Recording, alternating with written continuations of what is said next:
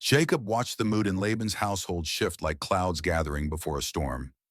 Laban's sons whispered that Jacob had taken what belonged to their father, and Jacob saw in their eyes a bitterness that had not been there before. He sensed the blessing that had once brought peace was now awakening jealousy. One morning while tending the flocks, Jacob felt the voice of God stirring in his spirit, telling him to return to the land of his fathers and to trust that the God who had been with him in Haran would be with him on the journey home. Jacob called Rachel and Leah out to the field away from listening ears.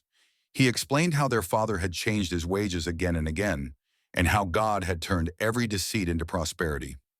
Rachel and Leah looked at one another with a remarkable unity, for both knew they had been treated as strangers sold rather than given in marriage. And they said that whatever God told Jacob to do, they would follow. So Jacob moved swiftly, gathering his wives, his children, his servants, and all his flocks.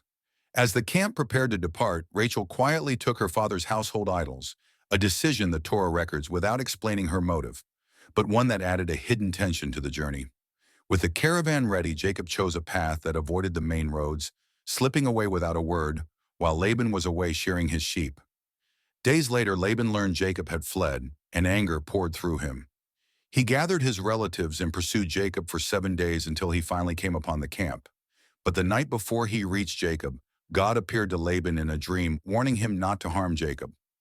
By the time the two men met face to face, the confrontation softened, though the air still held years of strain. Laban demanded to know why Jacob had fled without saying goodbye. Jacob answered that he had feared Laban would try to take his daughters back by force. Laban searched the tents for the missing idols, but Rachel hid them by sitting on them, and Laban never found them.